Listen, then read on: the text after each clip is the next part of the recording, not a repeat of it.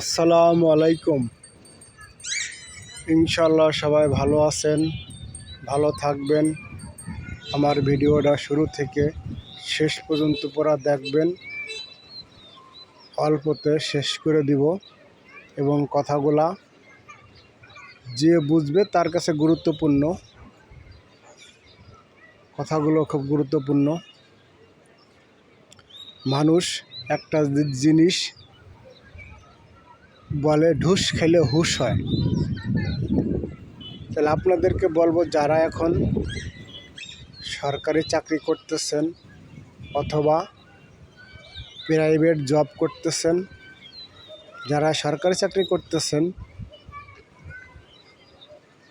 যাদের এখন চাকরির বয়স অর্ধেক হইছে, তারা অনেকেই প্র্যাকটিক্যাল পৃথিবীতে দেখতেছেন, অনেক কিছু ঘটতেছে। তা আপনাদেরকে বলবো যে আপনারা অন্যদের মতো সব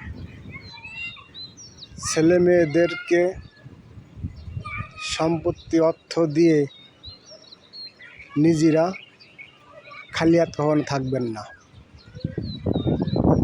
একটা সময় দেখা যায় যখন একটা লোক সারা জীবন লেখাপড়া ছেলে মেয়েদের করাইয়া চাকরি বাকরি দিয়া, ছেলেমেয়েরা যখন চাকরি বাকরি করে তখন তাদের উপর নির্ভরশীল হয়ে যায় এবং তার গার্জিয়ানরা কী করে, সব টাকা পয়সা অর্থ সম্পদ ছেলে মেয়েদেরকে বোঝাই দিয়ে দেয়।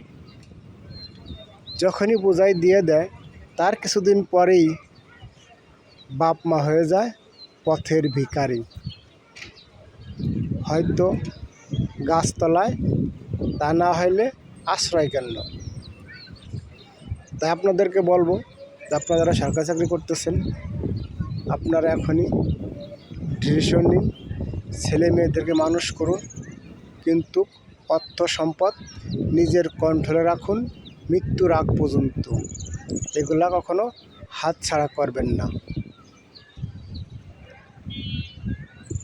এইভাবে যদি নিজেকে এখন যেভাবে গোছাইয়েছেন ওইরকম যদি গোছান, তাহলে পরে মৃত্যুর আগ পর্যন্ত শান্তিতে থাকতে পারবেন।